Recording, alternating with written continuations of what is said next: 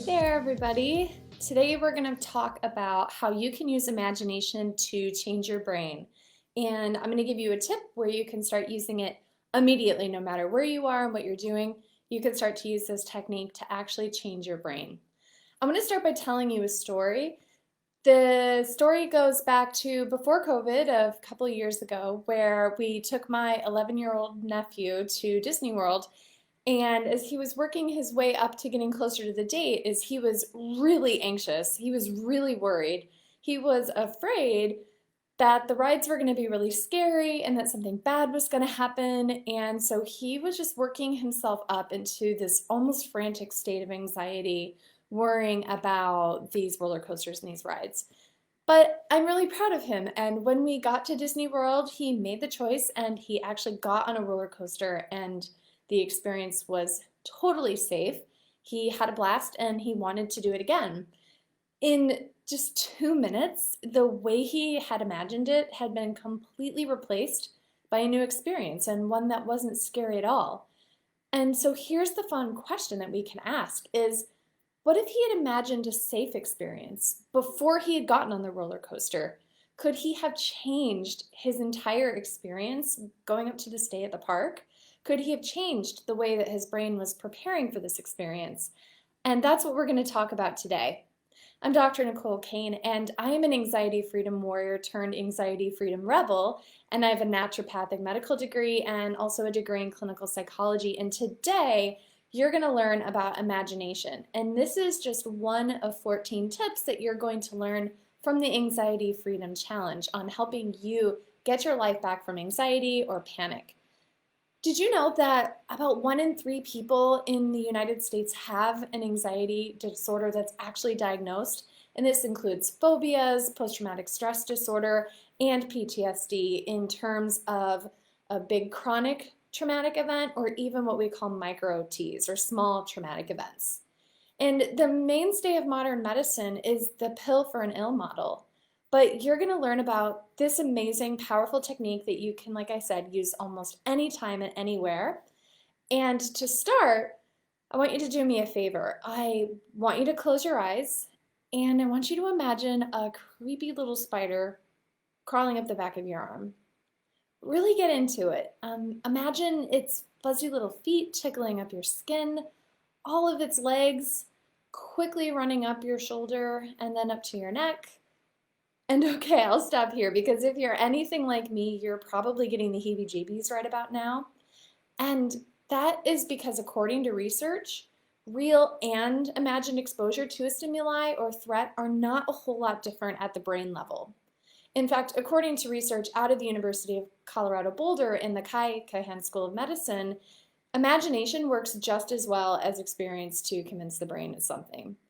And the implications of this are absolutely amazing in the treatment of anxiety, phobias, traumas, and other emotionally related concerns. In fact, the research suggests that imagination can be a powerful tool in helping you overcome your anxiety and your phobia at a fundamental brain level. And so what that means is if you imagine that furry spider or any other perceived threat, but if you imagine it repeatedly in a safe environment, your phobia and your brain's response to that will subside. Let me share you a little bit more from that school research study that I was telling you about. What they did is they took 68 volunteers and they trained the 68 volunteers to associate a specific sound with an uncomfortable electric shock. And they measured this response with functional MRIs, which is a brain image that can actually look at how the brain is responding in time. And so then they separated these 68 volunteers into 3 separate groups. And one of the groups was exposed to the sound. The next group were told to imagine the sound, and then the control group were just asked to imagine pleasant bird and rain sounds. Nobody received any further shocks.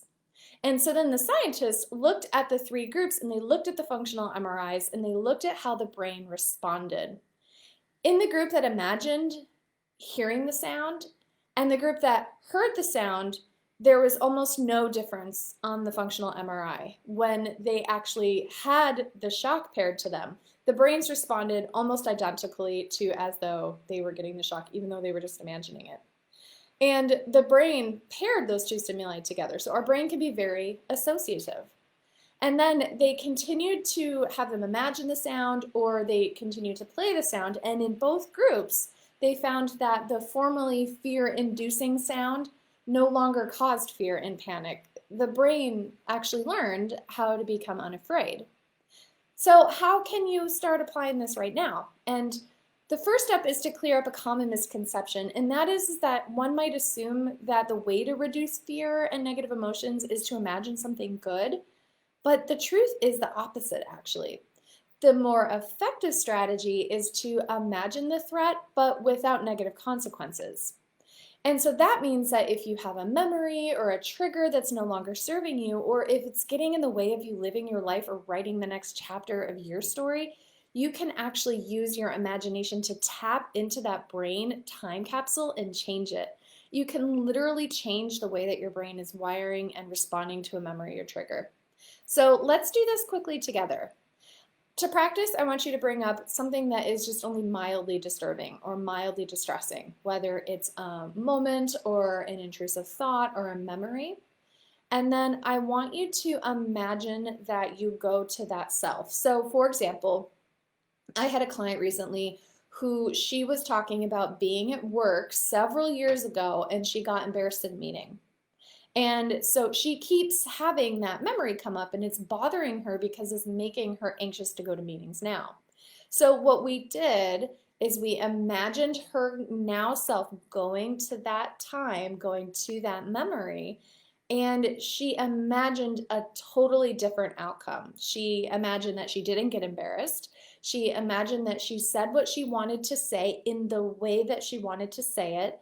And then she even imagined herself standing up, picking up her laptop and all of her papers and walking out with her dignity.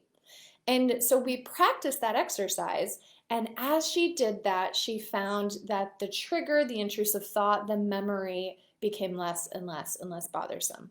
So for you, imagine going back to a memory or a moment that's mildly disturbing, mildly distressing, and then I want you to get creative on how you want to change it.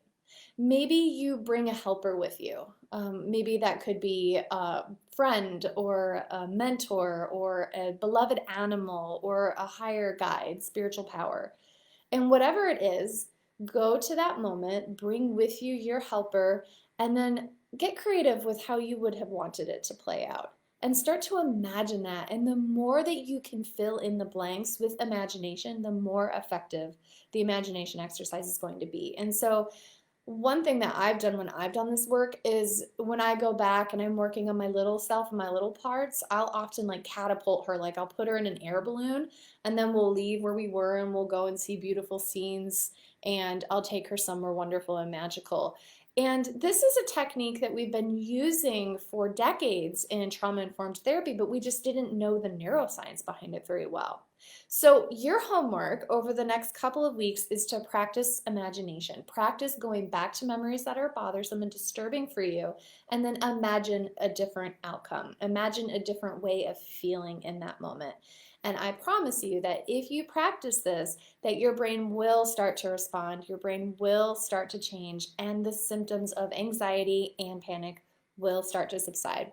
If this is interesting for you, you should check out our Anxiety Freedom Challenge. Just like I said, it's just 1 out of 14 tips that you're going to get, and you can feel like yourself. There's so much amazing information out there, and it's just a matter of getting it to you, and you're worth it. So show up for yourself. It's totally free. There's no obligations for anything. It's just my gift from me to you.